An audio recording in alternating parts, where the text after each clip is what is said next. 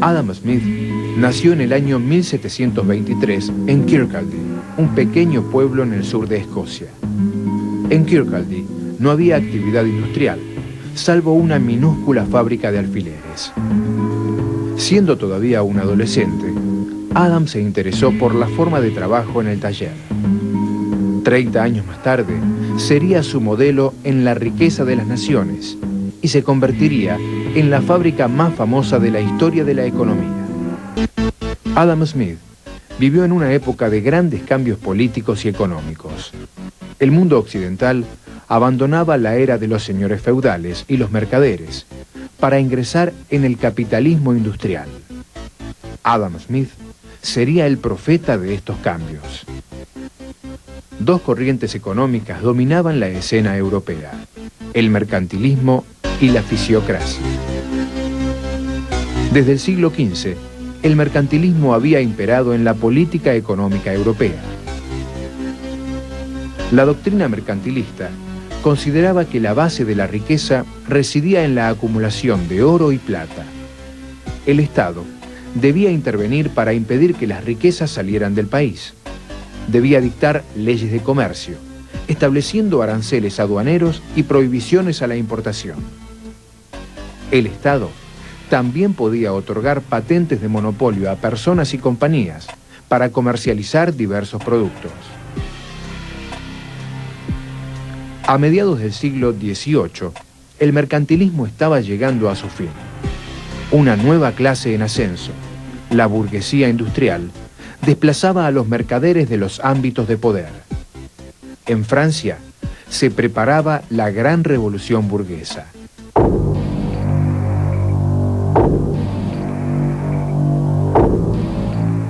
Fue allí donde surgió la primera escuela de economía, la fisiocracia. A diferencia de otros países de Europa, en los que comenzaba a predominar la producción industrial, gran parte de la vida francesa continuaba desarrollándose alrededor de la agricultura. Sus productos eran requeridos en todo el continente. Los fisiócratas surgieron en contra del intervencionismo propio de la era mercantil. El comercio libre era necesario para que los productos de la tierra enriquecieran al Estado. La fisiocracia era una doctrina económica y política basada en la primacía del derecho natural, el poder de la tierra y de los terratenientes, la libertad de vender y comprar, eran aspectos de ese derecho natural. En oposición al mercantilismo, los fisiócratas pensaban que la mejor forma de gobierno era aquella que dejaba que las cosas se resolvieran por su cuenta. Su lema era laissez-faire, laissez-passer, dejar hacer, dejar pasar.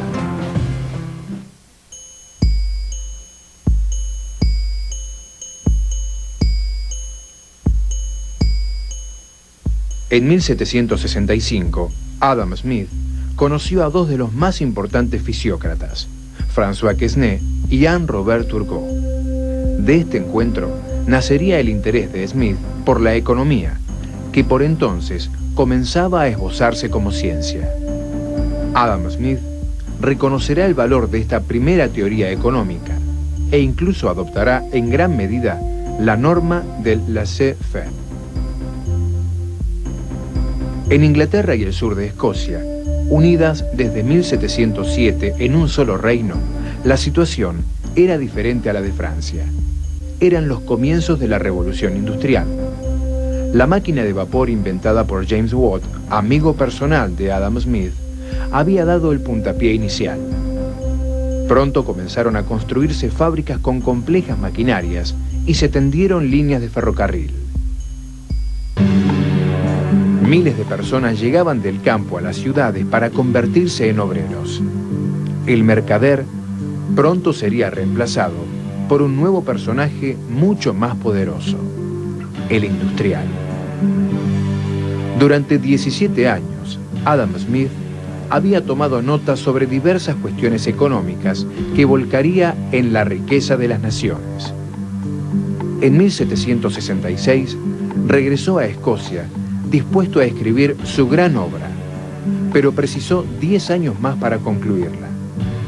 El 9 de marzo de 1776 salió de las prensas el libro que habría de revolucionar la economía política.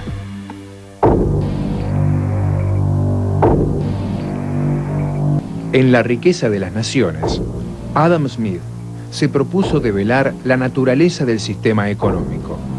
Su conclusión fue que estaba determinada por el interés privado de los individuos. No esperamos nuestra comida de la benevolencia del carnicero, ni del cervecero, ni del panadero. La esperamos del cuidado que ellos tienen de su propio interés. No apelamos a su sentimiento humanitario, sino a su egoísmo. Smith sostenía que, aunque no fuera intencional, el egoísmo o interés privado de las personas concluía naturalmente en el bien común. La mano invisible que guiaba a los hombres hacia el bien común se convertiría en la metáfora más famosa de la historia de la economía y en el lema del liberalismo. A diferencia del antiguo artesano, cada trabajador de una fábrica se especializaba en una pequeña parte del conjunto.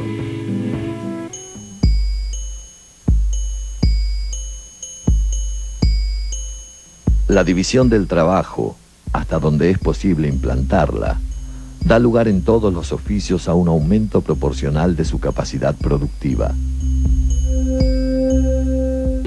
La división del trabajo o especialización potenciaba el rendimiento del hombre, lo que hoy se denominaría productividad. La sociedad se presentaba como un inmenso sistema de cooperación. La riqueza de una nación, por lo tanto, tenía su origen en la división del trabajo. El grado de especialización de sus ciudadanos era un índice de esa riqueza. En La riqueza de las naciones, determinó las partes que intervenían en la producción de un bien y cómo se distribuía el precio de ese producto entre ellas. Smith trazó una teoría de la distribución de los ingresos, separándolos en tres categorías: el salario del trabajador, los beneficios del capital y las rentas del terrateniente. El valor real de las diferentes partes que componen el precio se mide por la cantidad de trabajo que cada una de esas porciones dispone o adquiere. La revolución industrial había dado nacimiento a un mundo de obreros y empresarios, y comenzaba a ser relevante la forma en que cada uno era retribuido. Smith abogaba por un salario generoso que le permitiera al trabajador mantener a su familia.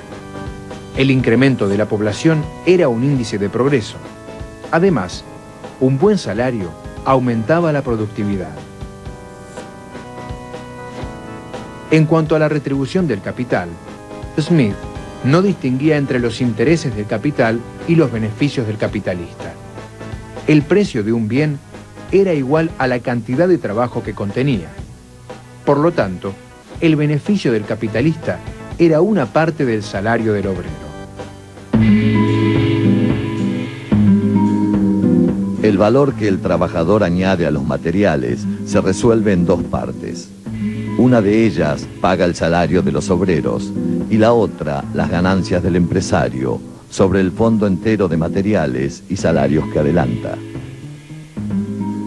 Esta cuestión que Smith no terminó de resolver sería retomada en el siglo siguiente por Karl Marx para denunciar la apropiación de la plusvalía.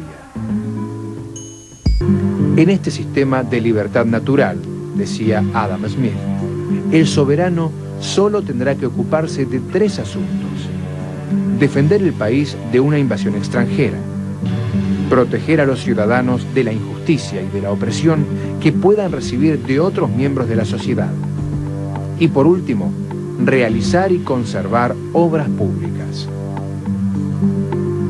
Con La riqueza de las naciones, nacía la doctrina del libre cambio, en la cual se asentaría la economía capitalista de los siglos siguientes.